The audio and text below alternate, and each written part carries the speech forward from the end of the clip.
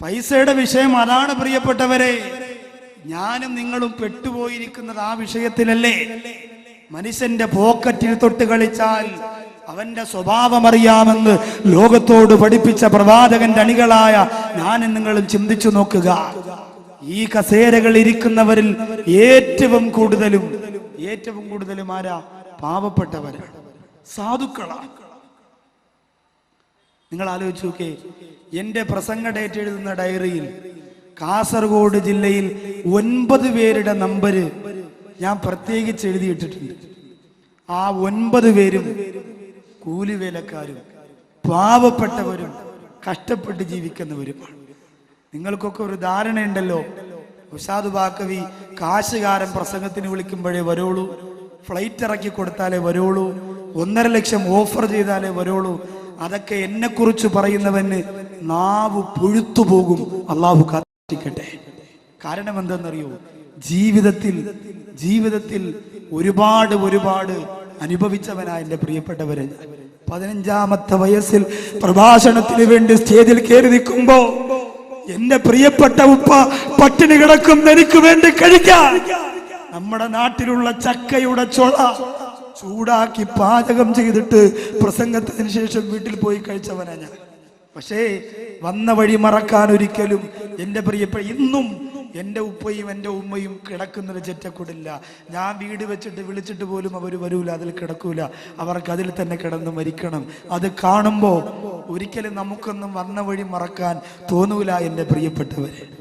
അതുകൊണ്ട് പണക്കാരെ സ്നേഹിക്കേണ്ടെന്നല്ല ഞാൻ പറഞ്ഞത്. പണക്കാരെ സ്നേഹിച്ചോ, പള്ളി വെക്കാനും തീങ്കാന കെട്ടാനും പാവപ്പെട്ടവരെ കെട്ടിച്ചു വിടാനും ആവശ്യത്തിലധികം പണക്കാരെ സ്വാധീനിച്ചോ, ഇഷ്ടപ്പെട്ടോ. പക്ഷെ അള്ളാഹുവിന്റെ ദീനിനെ പണക്കാരുടെ മുഖം നോക്കി കച്ചവടം ചെയ്യുന്നവൻ ദുനിയാവിൽ വെച്ച് തന്നെ നരകയാതന അനുഭവിക്കും. അള്ളാഹു കാത്തിരക്ഷിക്കുമാറാകട്ടെ. അതുകൊണ്ട് 2ാമത്തെ വിഭാഗം അറിവ് മാത്രമുള്ളവരാണ്, പണമില്ല, അവർക്ക് സമ്പത്തില്ല, അറിവ് മാത്രമുള്ളവരാണ്. അവരാരാണെന്ന് ചോദിച്ചാൽ എന്റെ ശബ്ദം ശ്രവിക്കുന്ന നിങ്ങളെല്ലാവരും പറയും, ഉസ്താദേ അവര് നമ്മളാണ്, നമുക്ക് അറിവ് മാത്രമാണുള്ളത്, പണമില്ല എന്ന് പറയുന്ന സഹോദര, ഈ 2ാമത്തെ വിഭാഗത്തിനൊരു ഗുണം കൂടി അല്ലാഹു പറയുന്നുണ്ട്. 2ാമത്തെ വിഭാഗത്തിന് ഒരു ഗുണം കൂടി അല്ലാഹു പറയുന്നുണ്ട്. എന്താണെന്നറിയോ ആ ഗുണം? അറിവ് മാത്രമേ ഉള്ളൂ, സമ്പത്തില്ല. എങ്കിലും അവന്റെ ധാരണ എന്തെന്നറിയോ? എനിക്ക് സമ്പത്ത് ഉണ്ടായിരുന്നെങ്കിൽ ഒരു പെൺകുട്ടിയുടെ കല്യാണത്തിനുള്ള തുക ഞാൻ കൊടുക്കുമായിരുന്നു, 1 പവൻ ഞാൻ വാങ്ങിക്കൊടുക്കുമായിരുന്നു, 1 ഓട്ടോ ഞാൻ കൊടുക്കുമായിരുന്നു. ഈ സരസിലിരുന്നു കൊണ്ട് അള്ളാഹുവിന്റെ ദീൻ ഉൾക്കൊള്ളുന്ന പാവപ്പെട്ട ഹദ്ദാദ് നഗരത്ത് അടിച്ചുകൂടിയ ആയിരക്കണക്കാന സഹോദരിമാർ പാവപ്പെട്ട പെൺമക്കളുടെ കല്യാണത്തിന് വേണ്ടിയിട്ട് കയ്യിലും കാതിലും കഴുത്തിലും കാലിലും കിടക്കുന്ന സ്വർണ്ണാഭരണങ്ങൾ ഊരിയെറിയുമ്പോ അടുത്തിരുന്നു കൊണ്ട് കുപ്പിവളവരിച്ചിരിക്കുന്ന നിസ്കാരത്തഴമ്പുള്ള പാവപ്പെട്ട കാസർഗോഡ് ജില്ലയിലെ ഹദ്ദാദ് നഗറിലെ പെങ്ങളിരുന്നു കൊണ്ട് ചിന്തിക്കുകയാ, അല്ലാഹുവേ എന്റെ വിരലിൽ ഒരു മോതിരമുണ്ടായിരുന്നെങ്കിൽ, എന്റെ കാതിലൊരു കമ്മലുണ്ടായിരുന്നെങ്കിൽ അത് ഞാൻ കൊടുക്കുമായിരുന്നു എന്ന് ആത്മാർത്ഥമായി ചിന്തിക്കുന്ന പെണ്ണേ. 1ാമത്തെ വിഭാഗത്തിന് അല്ലാഹുവിന്റെ പൊരുത്തമുള്ളതുപോലെ 2ാമത്തെ വിഭാഗമായ നിനക്കും അല്ലാഹുവിന്റെ പൊരുത്തമുണ്ട്. 1ാമത്തെ വിഭാഗം അറിവുള്ളതുപോലെ പണം ചിലവഴിക്കുന്നു, 2ാമത്തെ വിഭാഗത്തിന് പണമില്ല, അറിവ് മാത്രമേ ഉള്ളൂ. എങ്കിലും മനസ്സിലെ ചിന്ത എന്താ? ഉണ്ടായിരുന്നെങ്കിൽ, കാശുണ്ടായിരുന്നെങ്കിൽ ഞാൻ അങ്ങനെ ചെയ്യുമായിരുന്നു എന്ന് ചിന്തിക്കുമ്പോ 2 പേരും ഒരേ മർത്തബയില. ഈ 2ാമത്തെ വിഭാഗത്തിന്റെ ഉദാഹരണമാരാ? ഇസ്ലാമിക ചരിത്രത്തിൽ തുല്യതയില്ലാത്ത ഈറ്റപ്പുലി എന്ന് ലോകം തലകുലിക്ക് സമ്മതിച്ച കൂഫയുടെ മണ്ണിൽ കിടക്കുന്ന രാജകുമാരന്റെ ഏറ്റവും വലിയ ഉറ്റതോടനാര അലി ഇബ്നു അബീ ത്വാലിബ് റളിയല്ലാഹു തആല അൻഹുവാണ്. പണ്ടവൻ തന്നോട് ദീനീൻ ഉൾക്കൊണ്ട് നിന്തുള്ളോരാദരധീരരെ മക്കാമണൽ തട്ടിന്തിക്കൊക്കെ ഞെട്ടിച്ച അക്കറിഞ്ഞലി ഹൈദർ ശൂരരെ.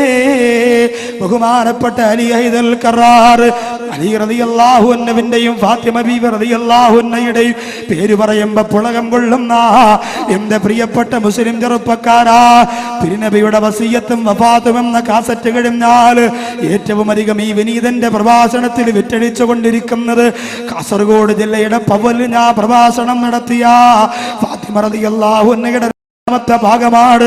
സുബ്ഹാനല്ലാഹ്, ആ ഫാത്തിമയുടെ മണിമാരനാണ് അലി റളിയല്ലാഹു അൻഹുവിന് അല്ലാഹു പണം കൊടുത്തിരുന്നില്ല, അല്ലാഹു പവർ കൊടുത്തിരുന്നില്ല, അല്ലാഹു വലിയ കൊട്ടാരം കൊടുത്തിരുന്നില്ല, അല്ലാഹു ആഡംബരം കൊടുത്തിരുന്നില്ല. അലി റളിയല്ലാഹു അൻഹു പട്ടിണിയായിരുന്നു. പ്രവാചകനെയും കൊണ്ട് ഉസ്മാൻ ഇബ്നു അഫ്ഫാൻ റളിയല്ലാഹു അൻഹു വീട്ടിൽ വിളിച്ച് ഭക്ഷണം കൊടുക്കുമ്പോ പൊട്ടിക്കരഞ്ഞുകൊണ്ട് അലി റളിയല്ലാഹു അൻഹു ഫാത്തിമയോട് വന്ന് പറയുന്നു, ഫാത്തിമ, എന്റെ പ്രിയപ്പെട്ട പ്രവാചകനെ എന്റെ ഈ ചെറ്റക്കൂരയ്ക്കകത്ത് വിളിച്ചിട്ട് ഭക്ഷണം കൊടുക്കാൻ എനിക്ക് കഴിയുന്നില്ലല്ലോ ഫാത്തിമ, അതിനുള്ള പണം എനിക്കില്ലല്ലോ ഫാത്തിമ. പണമുണ്ടായിരുന്നെങ്കിൽ, അതിനുള്ള സാമ്പത്തികമുണ്ടായിരുന്നെങ്കിൽ എന്റെ ഹബീബിനെ വിളിച്ചുകൊണ്ട് എന്റെ ഈ വീട്ടിന്റെ അകത്തിരുത്തിയിട്ട് ഭക്ഷണം കൊടുക്കാൻ ഞാൻ ഒരുങ്ങുമായിരുന്നു എന്ന് അലി ഇബ്നു അബീ ത്വാലിബ് റളിയല്ലാഹു അൻഹു പറഞ്ഞു കൊടുക്കുകയാ. ഇത് രണ്ടാമത്തെ വിഭാഗമാണ്. പണമില്ല, അറിവ് മാത്രമേ ഉള്ളൂ. എങ്ങനെ ചെലവഴിക്കണം, എങ്ങനെ കൊടുക്കണം എന്നൊക്കെ അറിയാം, പക്ഷേ സമ്പത്തില്ല. അല്ലാഹു തആല ആ വിഭാഗത്തിലെങ്കിലും ഉൾപ്പെടാനുള്ള തൗഫീക്ക് തരട്ടെ. മൂന്നാമത്തെ വിഭാഗം ആരെന്നറിയോ? അറിവില്ല, സമ്പത്ത് മാത്രമേ ഉള്ളൂ. പകുതി ഒഴിക്കണം, പകുതി. കബീർ ഉസ്താദിന് വലിയ വയറാണ്, അതുകൊണ്ട് നീ നിറച്ചൊഴിച്ചു കൊടുത്ത് ശീലിച്ച പോലെ എനിക്ക് നിറച്ചൊഴി, എനിക്ക് പകുതി ഒഴിച്ച. എല്ലാ സ്റ്റേജിലും കബീർ ഉസ്താദ് എനിക്ക് പണി തന്നിട്ടാണ് പോണേ, അതുകൊണ്ട് ഇവിടെ കബീർ ഉസ്താദിന് പണി കൊടുത്തിട്ടാ ഞാൻ പോകും, ഉറപ്പാണ്.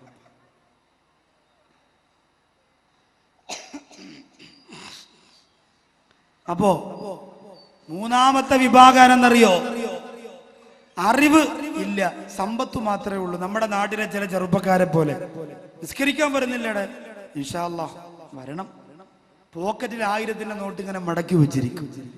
സമ്പത്ത് ശരിക്കുണ്ട്, അറിവും ബോധവുമില്ല. അങ്ങനെയാണെങ്കിൽ നമ്മുടെ നാടിന് ശാപമാണ്. ജില്ലകളിൽ ഒരുപാട് സാമ്പത്തികം അല്ലാഹു കൊടുത്തിരിക്കുന്ന ജില്ല ഏതാ?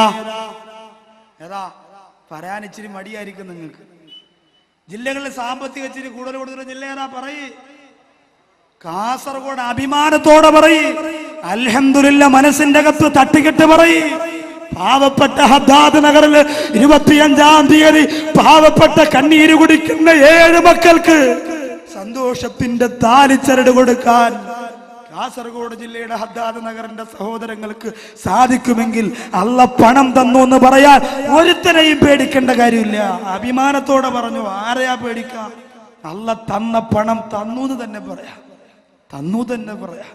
1 പവൻ സ്വർണം വെച്ചൊക്കെ പലരും പാവപ്പെട്ട മക്കൾക്ക് വേണ്ടി ഓഫർ പറഞ്ഞു എന്നറിഞ്ഞു. അൽഹംദുലില്ലാ, അല്ലാഹു അവർക്ക് അടുത്ത വർഷമാകുമ്പോ 10 പവൻ കൊടുക്കാനുള്ള സാമ്പത്തിക ഭദ്രത ഈ വിപുലമായ സദസ്സിന്റെ പോരിശ കൊണ്ട് അല്ലാഹു കൊടുത്ത് അനുഗ്രഹിക്കുമാറാകട്ടെ. മനസ്സിൽ തട്ടിയാണ് ഞാൻ ദുആ ചെയ്യുക, വെറുതെ അല്ല. അതൊക്കെ വേണം. അല്ലാഹു പണം കൊടുത്ത് അറിവ് കൊടുക്കുമ്പോഴേ എങ്ങനെ ചെലവഴിക്കാൻ തോന്നുള്ളൂ. അറിവ് കൊടുക്കാതിരുന്നാ പറ്റൂല. അറിവില്ലാതിരുന്നാ നമ്മളെ നാച്ചേക്കോ. പണം മാത്രമുണ്ട്, അറിവില്ല. അങ്ങനെയാണെങ്കിൽ ആർക്ക് കൊടുത്തതുപോലെയാകും. ഇന്ന ഖാറൂന കാന മിൻ ഖൗമി മൂസ ഫബഖാ അലൈഹിം വആതൈനാഹു മിനൽ ഖുനൂസി മാ ഇന്ന മഫാതിഹു ലതനൂ ബിൽ ഉസ്ബതി ഉൽ ഖുവാ.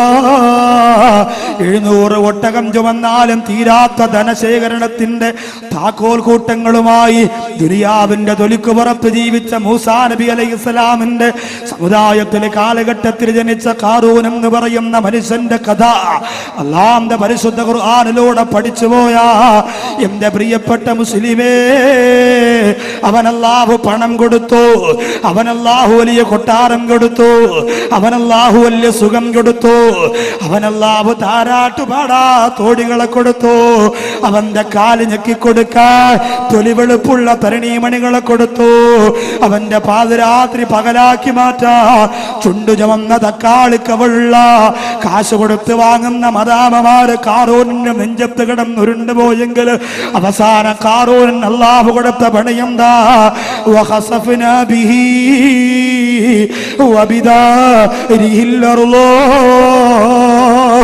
ആ ഖാറൂനെയും ഖാറൂനിന്റെ കൊട്ടാരത്തെയും ഭൂമിയുടെ ഒരു ഭാഗം തുറന്നിട്ട് അതിന്റെ അകത്തേക്ക് അല്ലാഹു ഇടിച്ച് താഴ്ത്തിക്കളഞ്ഞെന്ന് പടച്ച റബ്ബിന്റെ ഖുർആൻ പഠിപ്പിക്കുന്നു.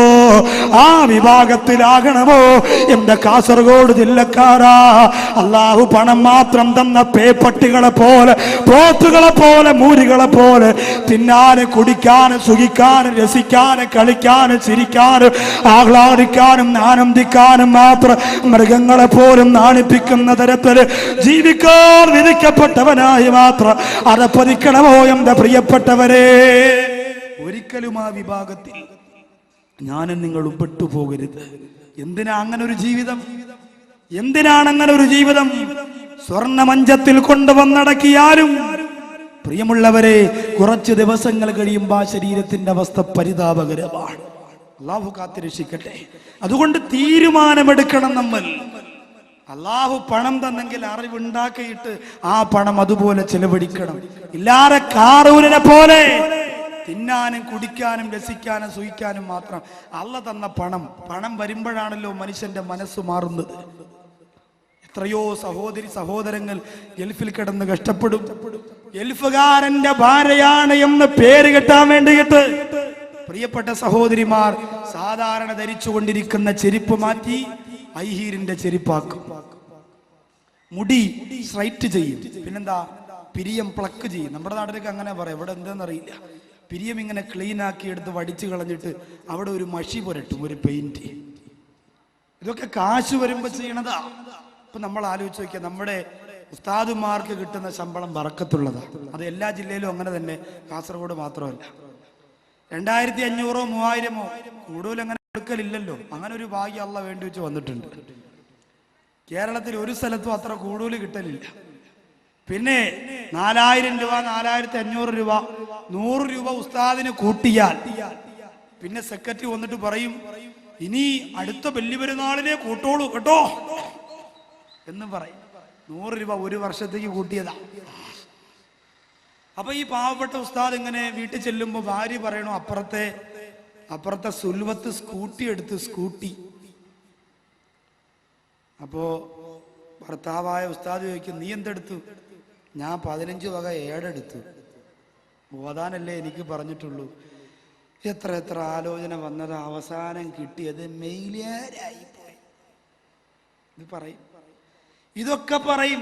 ഇത് കേട്ടിട്ട് ഉസ്താദ് ഇങ്ങനെ ആഴ്ച ലീവ് കഴിഞ്ഞ് പള്ളിയിലേക്ക് പോകുമ്പോൾ മനസ്സുകൊണ്ട് ചിന്തിക്കും, റബ്ബേ എങ്ങനെ ഒന്ന് അടിച്ചു പൊളിച്ച് ജീവിക്കും. എന്നും ഈ വെള്ളമുണ്ടും വെള്ള ജുബയും ഒരു കിറാറായ ചെരുപ്പും ബസ് കാത്ത് നിന്ന്, ഒരു വണ്ടിയൊക്കെ വേണ്ടേ ബസ് കാത്ത് നിന്ന് ടിക്കറ്റ് എടുത്ത് യാത്ര ചെയ്ത്, ഇതൊക്കെ ഒന്ന് മാറണം. അങ്ങനെ ഇരിക്കുമ്പോഴാണ് സെക്രട്ടറിയൊക്കെ നല്ല സെറ്റപ്പിൽ നടക്കുന്നു. ഉസ്താദ് ചോദിക്കും, നിങ്ങൾക്ക് എങ്ങനെയാണ് കാര്യങ്ങളൊക്കെ? ഉസ്താദ്, ഞാൻ ചെറിയ റിയൽ എസ്റ്റേറ്റ് ബിസിനസ്സും മറ്റു കാര്യങ്ങളോട്ടൊക്കെ ഇങ്ങനെ പോവാൻ. ഉസ്താദ് പറയും, ഞാനും കൂടെ ഒന്നും കൂടി ചാടിയാലോ? സെക്രട്ടറി പറയും, വേണ്ട. കാരണം എന്താ, ഉസ്താദ് ചാടിയ ഉള്ള വസ്തു മുഴുവനും ഉസ്താദ് തകടും കൂടും എഴുതി കച്ചവടം നടത്തും. സെക്രട്ടറി വെള്ളത്തിലാവും. അതുകൊണ്ട് ഉസ്താദിനോട് പറയും വേണ്ടാന്ന് പറയും. എന്നാലും ഉസ്താദിന്റെ മനസ്സിലൊരു ആഗ്രഹമല്ലേ, ഒന്ന് ചേർന്നാലോ? ഇന്ന് പള്ളി ജോലി മാത്രം ചെയ്യുന്ന ഉസ്താദുമാര് വളരെ കുറവാണ്. റിയൽ എസ്റ്റേറ്റ് ബിസിനസ് ചെയ്തു തുടങ്ങിയിട്ടുണ്ട്. 3-4 ലക്ഷം രൂപ ഒന്ന് കൊടുത്താൽ ഒരു വസ്തു വെറുതെ കിടക്കല്ലേ, കച്ചവടം നടന്നാലും വല്ല 19,000 കിട്ടി അത്രയാവൂലേ?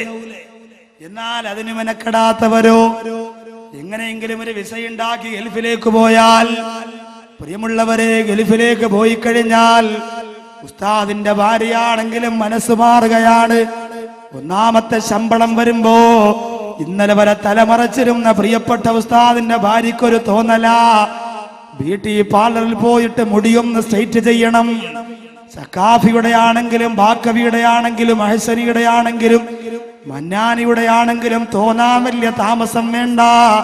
ലോകത്തൊരുപാട് മനസ്സുകളെ പണം മാറ്റിയിട്ടുണ്ട് മുസ്ലിമേ.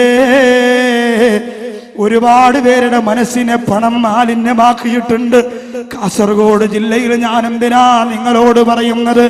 നിങ്ങളുടെ വീട്ടുവളപ്പിൽ പോലും, നിങ്ങളുടെ വീട്ടുമുറ്റത്ത് പോലും, നിങ്ങളുടെ നാട്ടിൽ പോലും നൂറുകണക്കായ തെളിവുകളില്ലേ? പണം കൊണ്ട് മനസ്സ് മാറിപ്പോയാ, പദവി കൊണ്ട് മനസ്സ് മാറിപ്പോയാ, പവർ കൊണ്ട് ജീവിതം മാറിപ്പോയാ, ഒരുപാട് ജീവിതങ്ങളെ ഗുണപാഠം ഉൾക്കൊള്ളുന്ന എന്റെ കാസർഗോഡ് ജില്ലയിലെ പ്രിയപ്പെട്ട സഹോദരങ്ങളെ, അതുകൊണ്ട് പണം മാത്രമല്ല കൊടുത്തിട്ടുണ്ട്. അറിവില്ലാത്തവരാണെങ്കിൽ അപകടമാണ്, അപകടമാണ്. അല്ലാഹുവേ, പാവപ്പെട്ട ഉസ്താദുമാരുടെ ജീവിതത്തിൽ ബറക്കത്ത് ചെയ്യണേ അല്ലാ. 2000-3000 രൂപ ശമ്പളം വാങ്ങിയിട്ട് വീട്ടിലേക്ക് ചെല്ലുമ്പോ കുഞ്ഞുമോന് ക്യാൻസർ ആണെന്നറിഞ്ഞാൽ, പൊന്നുമോൾക്ക് ട്യൂമറാണെന്നറിഞ്ഞാൽ എവിടെ പോകും തമ്പുരാനെ? ഒരു പള്ളിക്കാരൻ 10-20 ലക്ഷം രൂപ കൊടുക്കൂല റഹ്മാനെ. പാവപ്പെട്ട ജോലിക്കാരായ ഈ കസേരകൾ വന്നിരിക്കുന്ന സാധുക്കളായ കൂലിവേലക്കാരുണ്ട് തമ്പുരാനെ, അവിടെ ജീവിതത്തിൽ ബറക്കത്ത് കൊടുക്കണേ അല്ലോ. അപ്പൊ അറിവില്ല, സമ്പത്ത് മാത്രമേ ഉള്ളൂ. അടിച്ചു പൊളിച്ച് പെണ്ണിന് പെണ്ണ്, കള്ളിന് കള്ള്, സുഖിച്ച് ജീവിക്കാൻ. കൂട്ടുകാരൊക്കെ സിനിമയ്ക്ക് കൊണ്ടുപോണതവനാ. ഡിസംബർ 31 രാത്രിയിൽ അവൻ ഫോൺ വിളിച്ചു ചോദിക്കും, എവിടെ നിക്കാടാ ഷംനാദെ, ഷുക്കൂറെ, ഷാനവാസെ, സുബൈറെ? അപ്പൊ അവര് പറയാം, എടാ നമ്മള് കബീർസ്ഥാന്റെ വാതേക്കാൻ പോവാ, അല്ലെങ്കിൽ ഔഷാദ് വാക്കയുടെ വാതേക്കാൻ പോവാ. ഡിസംബർ 31 അല്ലേ, പുതിയ വർഷം വരെ അല്ലേ. ഉടനെ അവൻ പറയും, എടാ അവിടെ പോയാ കബീർ ഉസ്താദിന്റെ ഔഷാദ് വാക്കവയൊക്കെ നാളെയും വരും, പക്ഷേ റിമി ടോമി ഇന്ന് മാത്രമേ വരുള്ളൂ. സൂപ്പർ ഗാനമേളയാ, ബീച്ചിൽ വന്നാ മതി. ഡിസംബർ 31 12 മണിക്ക് റിമി ടോമിയുടെ ആട്ടം കാണാൻ കൂട്ടുകാർക്ക് ടിക്കറ്റ് എടുത്തു കൊടുക്കാനും കുപ്പിയെടുക്കാനും ഒന്നാമരായി മുന്നിട്ടിറങ്ങുന്നതാരാ? ആരാ പ്രിയപ്പെട്ടവരെ? വാപ്പ ഹാജിയാരാണ് പള്ളിയിൽ നിന്ന് പുതുവർഷത്തിന് വേണ്ടി പൊട്ടിക്കരഞ്ഞുകൊണ്ട് ദുആ ചെയ്യുമ്പോ വാപ്പാടെ ബോധമില്ലാത്ത 25 വയസ്സുകാരനായ പൊന്നുമോനില്ലേ, കടപ്പുറത്ത് സയനോരയുടെ റിമി ടോമിയുടെ ശരീരത്തിന്റെ കുലുക്കം കണ്ടിട്ട് നിർത്തി നിക്കക്കള്ളിയില്ലാതെ നൃത്തം ചവിട്ടുന്ന കാലഘട്ടമാണെങ്കിൽ, അറിവില്ലാതെ പണം മാത്രം കിട്ടിപ്പോയാൽ ആ പണം കൊണ്ട് അവന് കിട്ടുന്നത് നരകമാ. അല്ലാഹു കാത്തുരക്ഷിക്കട്ടെ. അറിവില്ലാതെ പണം മാത്രം കിട്ടാൻ പാടില്ല. അറിവിന്റെ കൂടെ പണം കിട്ടിയ രക്ഷപ്പെടും. വിഭാഗം ആരെന്നറിയോ? അറിവില്ല, പണവുമില്ല,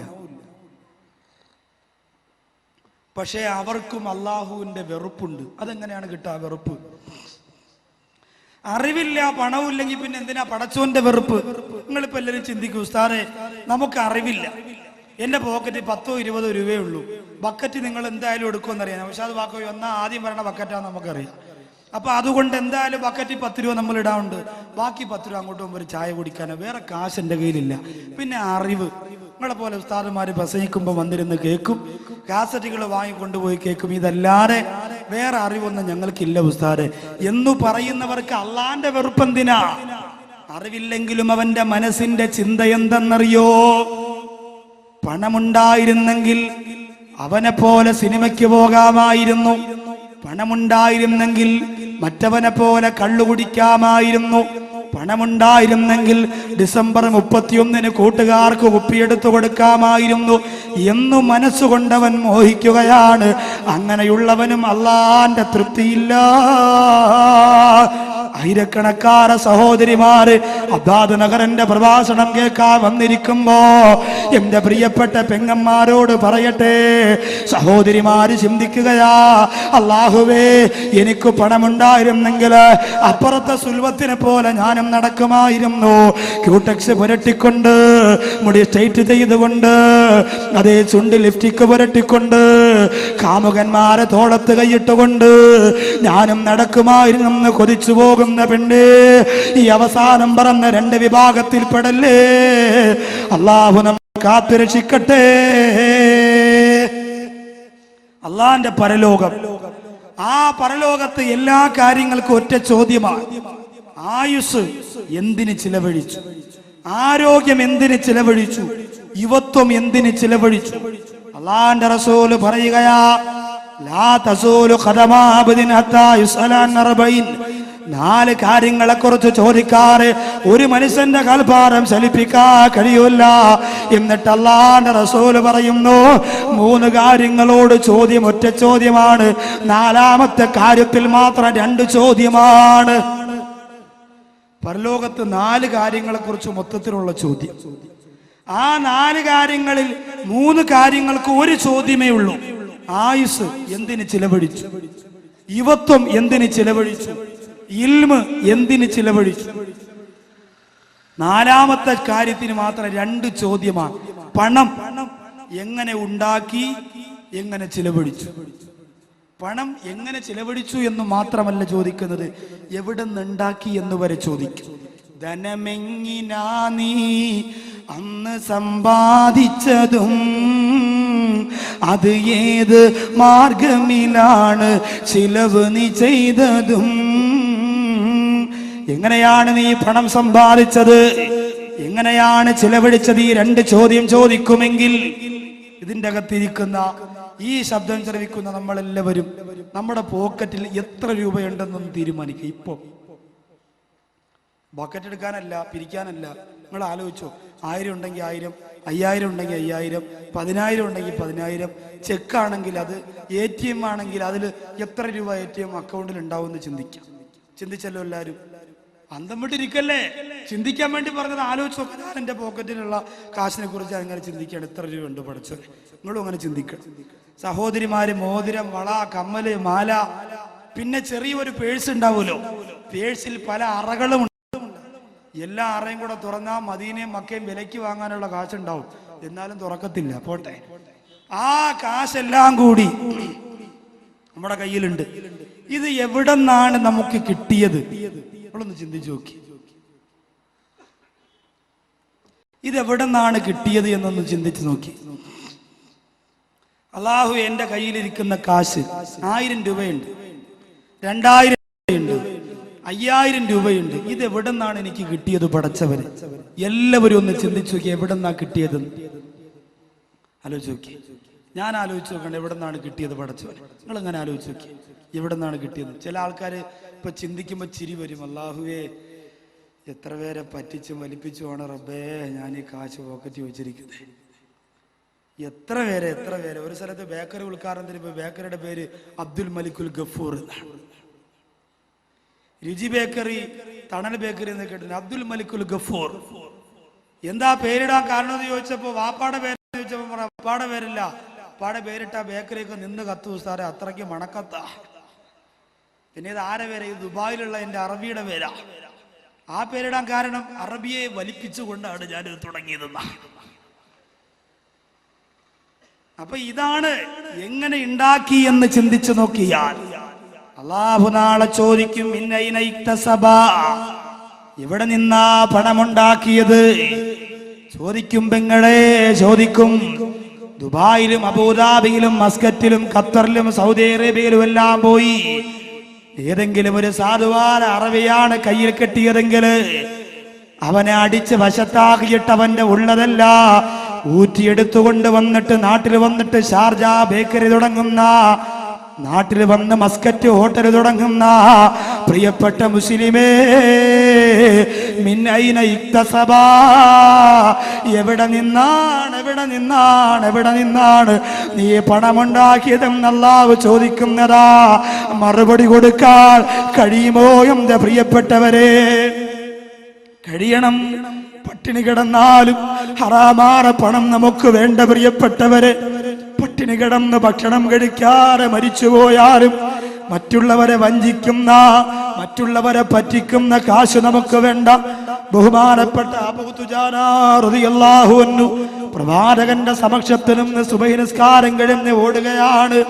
അള്ളാന്റെ റസൂൽ ചോദിക്കുന്നു, അബൂ ദുജാന, എവിടേക്കാണ് അബൂ ദുജാന ധൃതി വെച്ചു പോകുന്നത്?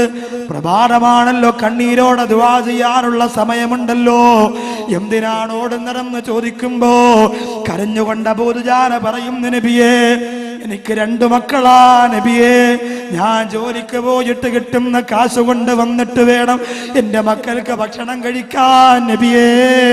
കുറച്ച് ദിവസമായിട്ട് ജോലിക്ക് പോകുന്നില്ല, സുഖമില്ലാത്തത് കൊണ്ട് ജോലിക്ക് പോകാതെ എന്റെ കുടുംബം പട്ടിണിയിലാണ് നബിയേ. കാസർഗോഡ് ഹദ്ദാദ് നഗറിന്റെ പരിസരത്ത് വന്നിരിക്കുന്ന പ്രിയപ്പെട്ട മുസ്ലിങ്ങളോട് ഞാനൊന്ന് ചോദിക്കട്ടെ, നിങ്ങൾ പട്ടിണി കിടന്നിട്ടുണ്ടോ? ഭർത്താവ് ജോലിക്ക് പോകാതെ പട്ടിണി കിടക്കണ്ടെന്ന ഗതികേട് വന്നിട്ടുണ്ടോ? ഉപ്പ പൈസ തരാറ് പട്ടിണി കിടക്കണ്ടെന്ന ഗതികേട് നമ്മുടെ മക്കൾക്ക് വന്നിട്ടുണ്ടോ? അള്ളാഹു നമ്മെ വിശപ്പിനെ തൊട്ട് കാത്തിരക്ഷിക്കട്ടെ. പട്ടിണിയും പരിവട്ടവും കൊണ്ട് കഷ്ടപ്പെടുന്ന മോശമായ അവസ്ഥയെ തൊട്ട് പടച്ചോ നമുക്ക് ആഫിയത്ത് തരട്ടെ. അബൂ ദുജാന റളിയല്ലാഹു അൻഹു പറയുന്ന നബിയേ, എന്റെ മക്കള് 3 ദിവസമായി പട്ടിണിയാണ്. അവർക്ക് കഴിക്കാനൊന്നുമില്ല, അവർക്ക് കുടിക്കാനൊന്നുമില്ല റസൂലേ. അതുകൊണ്ട് ഇന്നലെ ഞാൻ സുബഹി നിസ്കാരം കഴിഞ്ഞ് അങ്ങയുടെ കൂടെ നസീഹത്ത് കേട്ട് അങ്ങയുടെ കൂടെ ദിക്റ് ചൊല്ലിയിട്ട് പള്ളിക്കകത്ത് സമയം ചെലവഴിച്ചിട്ട് എൻ്റെ വീട്ടിലേക്ക് ചെന്നപ്പോ എൻ്റെ വീട്ടിൻ്റെ അകത്തുള്ള പ്രിയപ്പെട്ട 2 മക്കള് അല്ലാഹുവിന്റെ റസൂലേ ഇഴഞ്ഞിഴഞ്ഞിഴഞ്ഞിഴഞ്ഞ് വിശപ്പ് സഹിക്കാനാകാതെ ഇഴഞ്ഞിഴഞ്ഞിഴഞ്ഞിഴഞ്ഞ് അപ്പുറത്ത് താമസിക്കുന്ന ജൂതനാര മനുഷ്യന്റെ ആ മനോഹരമായ പല വർഗങ്ങളിൽ നിന്ന് അടർന്നു വീഴുന്ന പഴുത്ത കായികനികളില്ലേ നബിയേ, അതെന്റെ അരുമ മക്കള് എഴുത്ത് കഴിക്കുന്നത് ഞാൻ കണ്ടു നബിയേ. എന്റെ മക്കളാ ഭക്ഷണം കഴിച്ചു പോയാ അത് ഹറാമല്ലേ നബിയേ, അത് ഹറാമല്ലേ റസൂലേ. അതുകൊണ്ട് എന്റെ മക്കളുടെ വയറ്റിൽ ത്തേക്ക് ഭക്ഷണം ഇറങ്ങി പോകാതിരിക്കാൻ എന്റെ കൈ കൊണ്ട് ഞാൻ മക്കളുടെ വാക്യകത്തേക്ക് കൈയിട്ട് നബിയേ. 3 ദിവസമായി പട്ടിണി കിടക്കുന്ന പാവപ്പെട്ട മക്കൾക്ക് സന്തോഷത്തോടെ ഒരു കായ കിട്ടിയപ്പോ, ഒരു പഴം കിട്ടിയപ്പോ അവര് കഴിച്ചതാണ് നബിയേ. പക്ഷേ ഞാൻ അനുവാദം കൊടുക്കാറ് അവിടെ വയറ്റിന്റെ അകത്തേക്ക് പോയ ഭക്ഷണം പോലും പുറത്തു ഛർദിപ്പിച്ച് കളഞ്ഞ് നബിയേ. അതുകൊണ്ട് ഇന്ന് ഞാൻ ഇവിടെ ഇരുന്ന അള്ളാന്റെ റസൂലേ, ഇന്നലത്തെ പോലെ എൻ്റെ പ്രിയപ്പെട്ട മക്കള് ഇന്നും ഇഴഞ്ഞു പോയി ആ പൊരുത്തമില്ലാത്ത ഭക്ഷണം എടുത്ത് കഴിക്കുമെന്ന് പറഞ്ഞപ്പോ അബൂ ദുജാനയുടെ കണ്ണീരിന്റെ വില ഈ സമുദായത്തിനറിയുമോ? ആരെ പറ്റിച്ചാലും മക്കളുടെ വയറ് വളർത്താ, ആരെ വഞ്ചിച്ചാലും വീട് വളർത്താ, ആരെ കഷ്ടപ്പെടുത്തിയാലും കുടുംബം പോറ്റാ പരിശ്രമിക്കുന്ന മുസ്ലിമേ, മിൻ ഐന ഇക്തസബ, എവിടെ നിന്ന് പണമുണ്ടാക്കിയെന്ന് അല്ലാഹു ചോദിക്കും മോനെ. ചെറിയ ചെറിയ കച്ചവടം നടത്തുന്നവരുണ്ട്, ലോഡിംഗ് തൊഴിലാളികളുണ്ട്, യൂണിയനുകളിൽ പ്രവർത്തിക്കുന്നവരുണ്ട്, ചുമട്ടു തൊഴിലാളികളുണ്ട്. കഷ്ടപ്പെട്ട് പണമുണ്ടാക്കിയാൽ അതിനൊരു ബറക്കത്താണ്. മുമ്പൊരു അച്ഛൻ 8 വയസ്സുകാരനായ തന്റെ മകനോട് പറഞ്ഞു, 8 വയസ്സുകാരനായ മകനോട് പറഞ്ഞു, എല്ലാ ദിവസവും 1 രൂപയുടെ നാണയത്തൊട്ടി എനിക്ക് കൊണ്ട് തന്നല്ലാതെ നിനക്ക് നീ വീട്ടിൽ നിന്ന് ഭക്ഷണവും തരൂല, രാത്രി നിന്നെ ഉറക്കുകയുമില്ല എന്ന് പറഞ്ഞു. ഇന്നുള്ള മക്കളോട് അങ്ങനെ പറയരുത്. അവരോട് മാതാപിതാക്കൾ അനുവാദം കൊടുത്താൽ ആ സെക്കൻഡിൽ തന്നെ അവർ പോകും. കാപ്പി കൊടുക്കലൊക്കെ വേണോ ഇത്രയും തിരക്കിനിടയിൽ? പുറത്തുനിന്നാണോ? അല്ല, പുറത്തുനിന്നാണെങ്കിലും ഇത്രയും തിരക്കിനിടയിൽ കൊണ്ടു കൊടുക്കുമ്പോൾ അതൊരു ബുദ്ധിമുട്ടാണ്. അടുത്ത പ്രദേശത്തുള്ള യുവാക്കൾ ചെയ്തതാ ഈ ഇതൊക്കെ. എന്ത് ചെയ്യും ഇപ്പൊ? ജനങ്ങൾ ഇത്രയും പേരെ എവിടെ ഇരുത്തും? ഇൻഷാ അല്ലാഹ് ആരും നിരാശപ്പെടേണ്ട. ഒരു 1.5 മാസം കൂടി കഴിഞ്ഞാൽ പഴയ ശബ്ദത്തിലേക്ക് ഇൻഷാ അല്ലാഹ് മടങ്ങി വരും. അപ്പൊ നമുക്ക് കാര്യമായി നമ്മുടെ വാഹനങ്ങളൊക്കെ സംഘാടകർ പറയുന്ന സ്ഥലത്ത് മാറ്റി പാർക്ക് നിർബന്ധമായും അങ്ങനെ തന്നെ ചെയ്തു കൊടുക്കണം, ഇല്ലെങ്കിൽ വിഷമമാണ്. ഇനി അടുക്കൂല, എല്ലാം അടുത്തല്ലേ കിടക്കുന്നേ. കുറച്ചുകൂടി ഒന്നുകൂടെ അടുപ്പിച്ച് നോക്കിയേ, നോക്കട്ടെ പറ്റുമോ? ഞെരിങ്ങിയാണ് കിടക്കുന്നത്. മാക്സിമം പറ്റുമെങ്കിൽ അങ്ങനെ ചെയ്തോ, പക്ഷെ ഫ്രണ്ട് മാത്രം നീങ്ങരുത്. നീങ്ങാനും മൊത്തം നീങ്ങണം, എങ്കിലേ ഏറ്റവും പുറകിലുള്ളവർക്ക് ഉപയോഗപ്പെടും. ഇപ്പൊ സുഖമായല്ലോ, കൈ വെച്ചിട്ട് നല്ല വിശാലമായിട്ട്.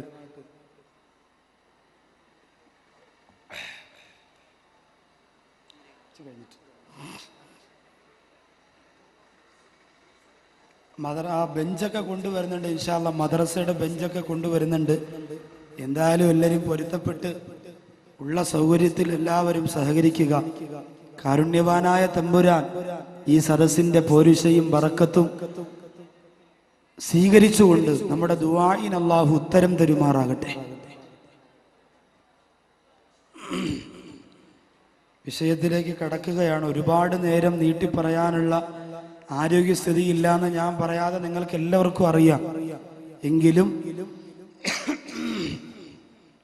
ഒരു 1.25 മണിക്കൂറോടെ വരെ എത്തിയാൽ രക്ഷപ്പെട്ടു എന്ന് ഞാൻ മനസ്സുകൊണ്ട് ആഗ്രഹിക്കുക. കാരണം ശാരീരികമായ അസ്വസ്ഥതയുള്ളത് കൊണ്ട്. എങ്കിലും വാതിലൊന്നും കുറവൊന്നും വരില്ല. എല്ലാവരും കടന്നിരിക്കും. ഉള്ള സൗകര്യത്തിൽ നീങ്ങി വരുമ്പോൾ മൊത്തത്തിൽ നീങ്ങണം. ഏറ്റവും പുറകിൽ നിന്ന് അങ്ങനെ നീങ്ങട്ടെ, എങ്കിലേ ഉപയോഗം ഉണ്ടാവും. സീറ്റ് കിട്ടാതെ വന്നാൽ പുറകിൽ കുറച്ച് നിന്ന് പോയാലും പ്രശ്നമില്ല. അങ്ങനെയും കേൾക്കാലോ.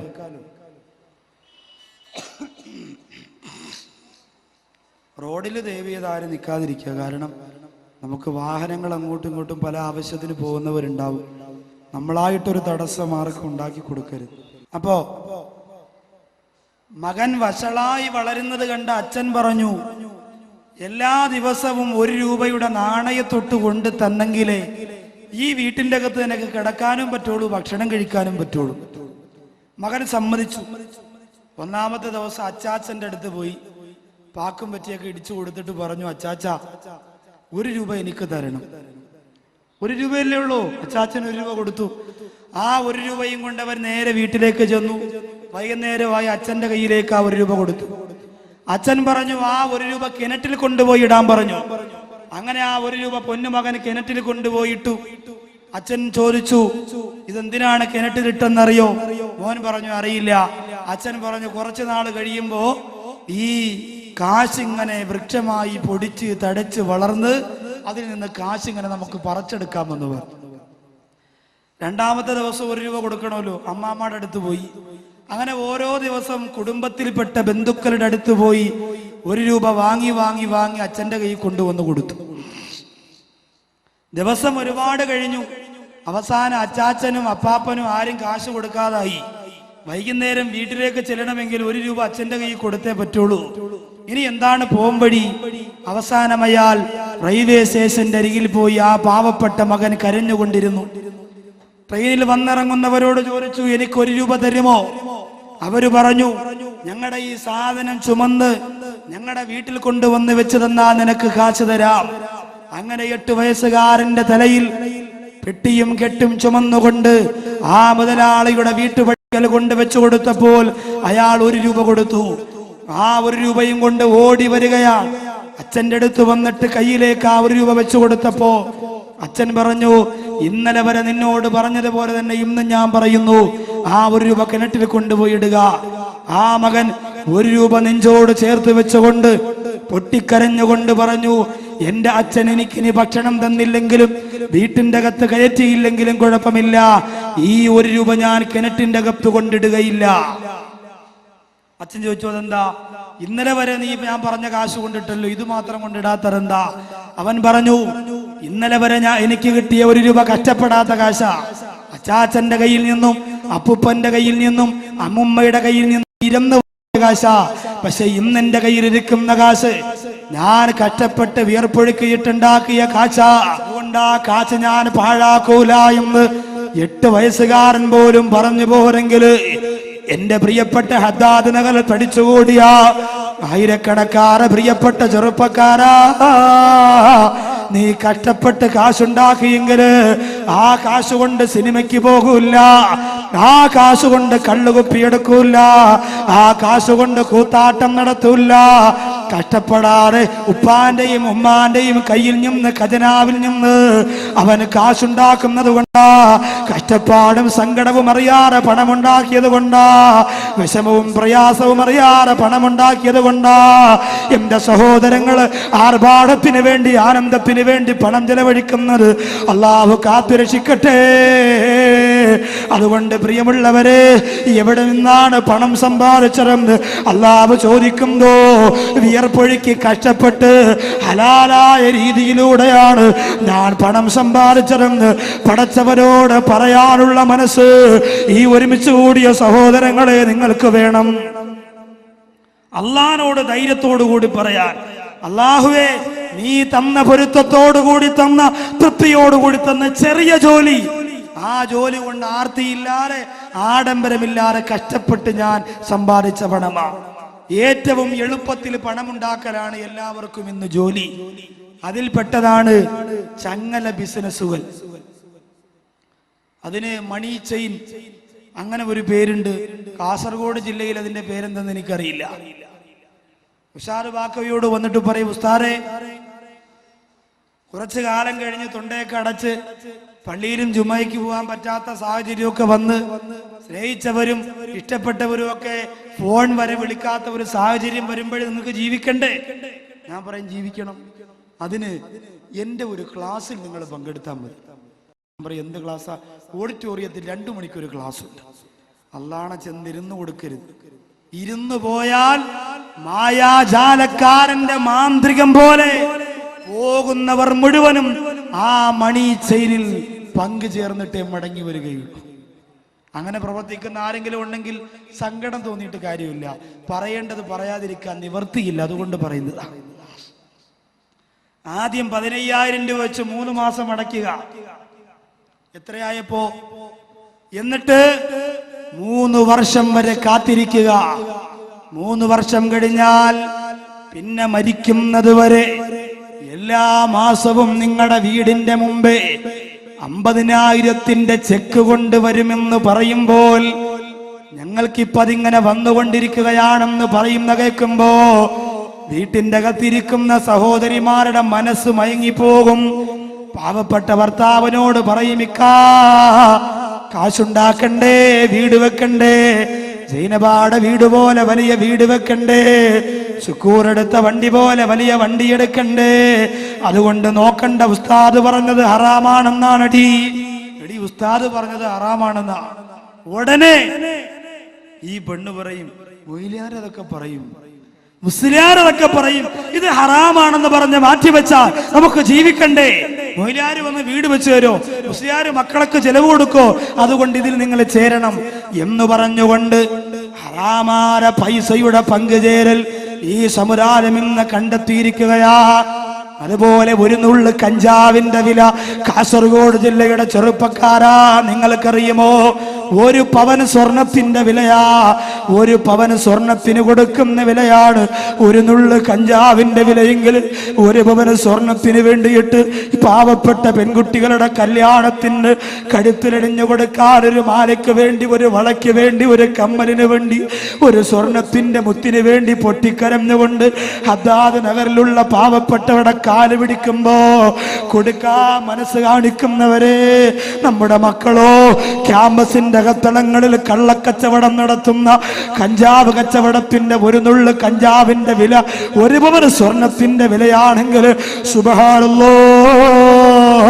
ലക്ഷക്കണക്കിന് രൂപയ്ക്ക് കുടിച്ചു കൂത്താടുന്ന, ലക്ഷക്കണക്കിന് രൂപയ്ക്ക് ശരീരത്തെ നശിപ്പിക്കുന്ന മാരകമായ വിഷം കഴിക്കുന്ന സമുദായത്തിന്റെ ചെറുപ്പക്കാർ ചിന്തിച്ചോ മോനെ, കഷ്ടപ്പെട്ട് പണമുണ്ടാക്കിയാൽ ഇതിന് പവറുണ്ട്, കഷ്ടപ്പെട്ട് പൈസ ഉണ്ടാക്കിയാൽ ഇതിന് പവറുണ്ട്, കഷ്ടപ്പെട്ട് വിയർപ്പൊഴുക്കി പണമുണ്ടാക്കിയവർ പാവപ്പെട്ട യത്തീം കുട്ടിക്കാണെന്ന് പറഞ്ഞ് ഒരു 15 രൂപ, ഒരു 50 രൂപ ഹദ്ദാദ് നഗറിലെ സംഘാടകരുടെ കയ്യിൽ കൊടുത്താൽ പട്ടിണി കിടക്കുന്ന, ഓലപ്പുര ചോർന്നൊലിക്കുന്ന, ഓലപ്പുരക്കകത്ത് കഴിയുന്ന ഹദ്ദാദ് നഗറിലെ പാവപ്പെട്ട ഉമ്മയില്ലേ, ആ ഉമ്മയതാ ഒരു 50 രൂപ കൊണ്ടുവന്നിട്ട് സ്ത്രീകളുടെ ഭാഗത്തിരിക്കുന്ന സംഘാടകരുടെ കയ്യിൽ കൊടുത്തിട്ട് പറയുന്ന, മക്കളെ 50,000 കൊടുക്കണമെന്ന് കൊതിയുണ്ട്, പക്ഷേ ഉമ്മച്ച് പട്ടിണിയാണ്, ഉമ്മാടെ മക്കളൊക്കെ രോഗിയാണ്, അതുകൊണ്ട് 7 പെൺമക്കളെ കെട്ടിക്കുന്നോ ഈ 50 രൂപ ഉമ്മാടെ സ്വതക്കയായിട്ടിരിക്കട്ടെ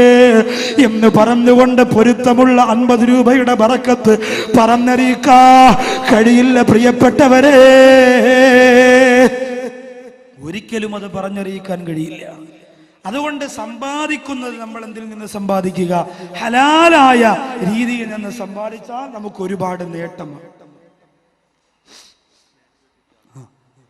ഇനി ഇരിക്കാൻ സ്ഥലമില്ലെങ്കിൽ ആ സൈഡ് വഴി വന്നാലും മദ്രസയുടെ മുകളിലിരിക്കും. അങ്ങനെ കുറച്ചൊഴിക്കണം. പകുതി മദ്രസയുടെ മുകൾ ഭാഗത്തിരിക്കാൻ സൗകര്യമുണ്ട്. ബുദ്ധിമുട്ടില്ലെങ്കിൽ, ബുദ്ധിമുട്ടില്ല, സുഖമല്ലേ, ബാൽക്കണിയല്ലേ, സുഖമായിട്ട് അവിടെ ഇരിക്കാം. KL 60B33 ഇന്നോവ കാറ് ഒന്ന് മാറ്റി പാർക്ക് ചെയ്ത് കൊടുക്കണം. ആൾക്കാർ വന്നുകൊണ്ടിരിക്കുന്നേ നടക്കൂലേ ഇത്.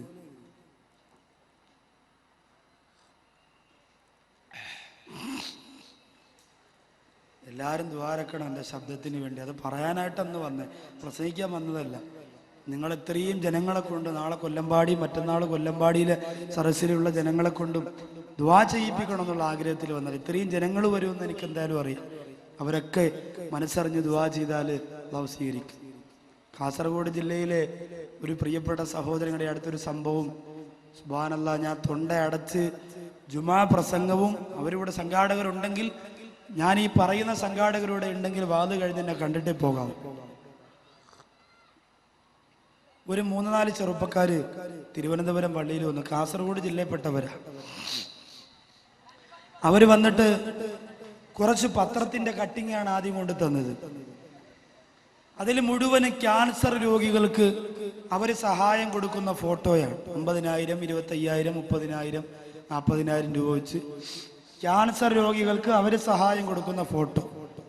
എന്നിട്ട് അതിൽ മനസ്സലിയിക്കുന്ന ഏത് ഉസ്താദും ഡേറ്റ് കൊടുത്തു പോകുന്ന ഒരു കത്തും, ഏത് ഉസ്താദ് വായിച്ചാൽ എപ്പോൾ ഡേറ്റ് കൊടുക്കും, ആ രീതിയിൽ ഒരു കത്തും എഴുതി കൈ കൊടുത്തു. യഥാർത്ഥത്തിൽ ഞാൻ ആദ്യം അവരോട് ചൂടായി ദേഷ്യപ്പെട്ടു. കാരണം ഇവിടെ ഒന്നാള് മുങ്ങി ഇരിക്കുകയാണ്. അതിൻ്റെ കൂട്ടത്തിൽ കാസർഗോഡെന്ന് പറഞ്ഞാണ്ടല്ലോ മുക്കിന് വാള് വാള് വാള് വാള് വാള്. ഇതിൽ എന്നോട് എൻ്റെ പെണ്ണുപിള്ള ചോദിച്ചാൽ കാസർഗോഡ് നിന്ന് പെണ്ണ് കെട്ടിയൊന്നാ. കാസർഗോഡ് ആര് വിളിച്ചാലും കാസർഗോഡ് ഫുൾ ടൈം 24 മണിക്കൂറും കാസർഗോഡ്. അള്ളാഹു അനുഗ്രഹിക്കട്ടെ. അപ്പോ ഈ കാസർഗോഡ് ജില്ലയിൽ നിന്നാണ് വന്നു പറഞ്ഞപ്പോൾ എനിക്ക് ആ ദേഷ്യം വന്നു. കാരണം ഒന്നാമത് പരിപാടികൾ ക്യാൻസൽ ചെയ്തുകൊണ്ടിരിക്കുന്നു, അതിൻ്റെ കൂടെ വീണ്ടും പുതിയതെങ്ങനെ കൊടുക്കും. അപ്പൊ ഞാൻ പെട്ടെന്ന് പറഞ്ഞു, വായിക്കാതെ ഞാൻ വായിച്ചു, പിന്നെ ബാഗിനകത്ത് വെച്ചു. ജുമാ കഴിഞ്ഞ് ഞാനൊന്ന് വായിച്ചു നോക്കിയപ്പോഴുണ്ടല്ലോ, കൽബ് പൊട്ടിപ്പോയി. ആ മക്കള് പാവപ്പെട്ടവരെടുത്തു പോയിട്ട് 50, 100, 250, 500 വാങ്ങിയിട്ട് ക്യാൻസർ രോഗം പനി പടരുന്ന പോലെ പടർന്നു പിടിച്ചുകൊണ്ടിരിക്കുന്ന കാസർഗോഡ് ജില്ലയുടെ ഒരു ഭാഗം, ആ ഭാഗത്തെ രോഗികൾക്ക് അവരെ കൊണ്ട് പറ്റുന്ന സഹായം ചെയ്യുന്നു. 3, 4, 10, 50 ലക്ഷം രൂപ ചികിത്സയ്ക്ക് ആവശ്യമുള്ള ഒരു ദിവസം വന്ന് ഒരു ബക്കറ്റ് കളക്ഷനെങ്കിലും നടത്തിയിട്ട് ആ രോഗികൾക്ക് ഒരു ആശ്വാസം കൊടുക്കണമെന്ന് കണ്ണീരോട് അതിൻ്റെ ഇടയിൽ എഴുതിയിട്ടവരെഴുതുന്നു. രോഗമാണ് ഉസ്താദേ, ഇന്നവർക്കാണെങ്കിൽ നാളെ നമുക്കായിരിക്കും. നമ്മുടെ മക്കൾ തെണ്ടാൻ പോകുന്ന ഒരവസ്ഥ വരാതിരിക്കാൻ ഉസ്താദ് പരിഗണിക്കണമെന്ന് കണ്ണീരോടെ കൂടി പറഞ്ഞത് കാസർഗോഡ് ജില്ലയുടെ മാലിക് ദീനാർ എന്ന് പറയുന്ന രാജകുമാരൻ കിടന്നിറങ്ങുന്ന മണ്ണിന്റെ മക്കളാണെന്ന് പറഞ്ഞതിൽ സന്തോഷവും അഭിമാനവും ഉണ്ട്. എന്റെ പ്രിയപ്പെട്ടവർ, എനിക്ക് അല്ലാഹു ആ മക്കളെ അനുഗ്രഹിക്കട്ടെ.